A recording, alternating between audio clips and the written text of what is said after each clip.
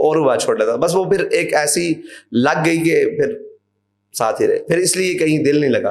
मैं आर्ट्स के कोर्सेज के लिए भी गया और वहाँ भी दुनिया देखी, बैठे पड़े, तो शायद इतना भरा हुआ आदमी मिल गया कि मुझे सारे उस्ताद खाली खाली लगते थे। आपको लगा कि यार वो कमी तो वहां पूरी हो गई। यकीन जाने मैं बड़े बड़े लोगों के साथ बड़े बड़े पास बैठा, लेकिन मुझे तशनगी रह गई कि यार मतलब वो इसलिए रह गई कि किरदार में बात और थी, गुफ्तार में बात और थी। आप किसी को फकर का सबक दे रहे थे और खुद माशियात और मईशत के पीछे जिंदगी की दौड़ लगा रहे थे, तो फिर मुझे ये जब तजाद नजर आया ना,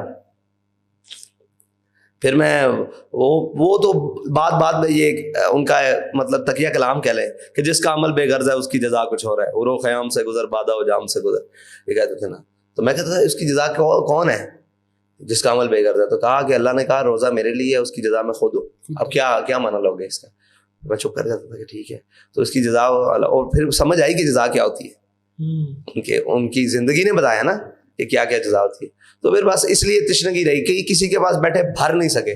बड़ी बड़ी महफिल में बैठे, बड़े बड़े दोस्तों के साथ, ये पार्टी हाउस में बैठे, बड़े लोग देखे, हर चीज देखी, अदब का भी वो अदब और हर चीज में बैठे देखे, चौपाल की बैठकें की और बड़ा एक दुनिया, लेकिन खाली रहे। मतलब वो कोई ऐसा चीज नहीं नजर आई कि जो हर रास्ते में, हर सिमत में सैले रवां हो। यानी लोग खाली हो जाते थे। खाली इसलिए हो जाते थे कि हमें आदत पड़ गई थी कि हम, मतलब मैं अब सब ये समझता हूँ कि मैं ऊपर से नीचे आ रहा था, तो नीचे से ऊपर वाला फील नहीं होता, फील हो रहा था कि यार ये तो जी ये तो